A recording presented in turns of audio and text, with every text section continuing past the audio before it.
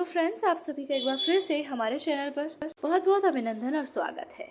जब प्रसिद्ध बॉलीवुड अभिनेता राज कपूर पहली बार 1954 में मॉस्को गए थे, तब उनके पास वहां का वीजा नहीं था। पर उनके अप्रवासी होने के बावजूद भी सोवियत के अधिकारियों ने उन्हें बिना किसी परेशानी के देश में आने दिया। उनके बेटे ऋषि कपूर ने एक साक्षात्कार में बताया था, वे बाहर निकले और टैक्सी का इंतजार करने लगे। तब तक लोगों ने उन्हें पहचान लिया कि राज कपूर मॉस्को आए हुए हैं। उनकी टैक्सी आई और वे बैठ गए, पर अचानक उन्होंने देखा कि टैक्सी आगे बढ़ने की बजाय ऊपर की ओर उठ रही है। लोगों ने उनकी कार को अपने कंधों पर उठा लिया था। राज कपूर सोवियत में उस समय अपनी नई फिल्म आवारा के वितरण के लिए गए हुए थे। ई इंटरनेशनल रिलेशंस में अनुभव रॉय लिखते हैं कि जब आवारा फिल्म का रूसी अनुवाद सोवियत में रिलीज हुआ था, तो यह फिल्म पहले दिन से ही दर्शकों में लोकप्रिय हो गई। कपूर को गरीबों के नायक और एक रूप में पहचाना जाने लगा। इस फिल्म के करीब 640 लाख टिकट बिके और सोवियत रूस में सबसे ज्यादा देखी जाने वाली ये तीसरी विदेशी फिल्म बन गई। आखिर राज कपूर सोवियत में इतने लोकप्रिय क्यों हुए?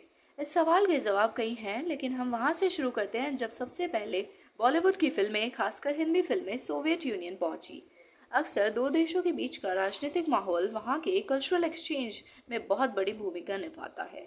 भारत ने स्वतंत्रता के पहले अप्रैल 1947 में ही रूस के साथ अच्छे संबंध बना लिए थे। 1950 में ये संबंध और बेहतर हो गए जब प्रधानमंत्री नेहरू ने कोरिया युद्ध के दौरान अमेरिका के दबाव में आने से मना कर दिया था। भारत के इस निर्णय ने सोवियत यूनियन को काफी प्रभावित किया।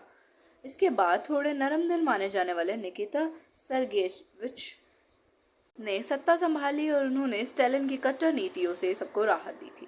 इस बारे में अनुभव रॉय ने आगे लिखा कि इस तरह से सबसे पहले कल्चरल इंपोर्ट जैसे कि फिल्में सोवियत जाने लगी और साल 1954 में राज कपूर की आवारा को सोवियत में एक नया मार्केट मिल गया। और इस तरह से हिंदी फिल्में, खासकर राज कपूर, देवानंद व दिलीप कुमार की फिल्में रूस का रुख लेने लगी।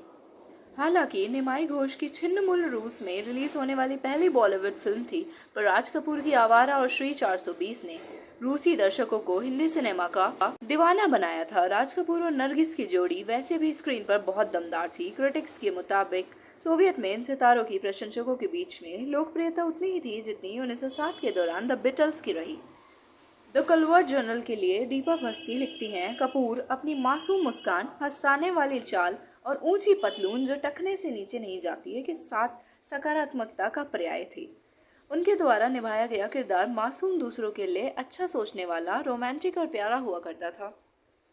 उस समय की कहानियां जो दबे हुए तबके के प्रति सांत्वना रखती थी, बुराई पर अच्छाई की जीत को दर्शाती थी, रूसी दर्शकों को काफी पसंद आती थी, क्योंकि सिनेमा में उनका दूसरा विकल्प सिर्फ प्रोपेगेंडा फिल्में थी।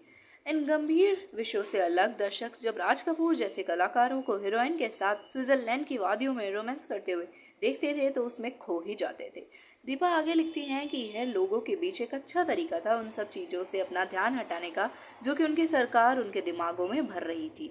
राष्ट्रवाद, देश प्रेम जैसे विचार सरकारों द्वारा प्रोपेगेंडा फिल्मों के जरिए लोगों तक पहुंचाए जा रहे थे और ये फिल्में उन्हें वही दिखाती थी जो कि वे हर रोज रास्तों पर, काम पर और घरों में देखते ही थे। सबसे ऊपर राज कपूर की प्रतिभा ने, चाहे वह पर्दे पर हो या असल जिंदगी में, रूसी दर्शकों को काफी आकर्षित किया था। लोग उनकी सफलता और परेशानियों से खुद को जोड़ने लगे थे। किसी भी अभिनेता के लिए दर्शकों से इस तरह जुड़ पाना तभी संभव होता है जब वह अपने काम और अभिनय के प्रति ईमानदार हों। आपको वह सब पढ़ना चाहिए जो कि मशहूर रूसी फिल्म को राज कपूर के प्रशंसक भेजते हैं। आप सभी का वीडियो को देखने के लिए बहुत धन्यवाद और आभार प्रकट करना चाहूँगी।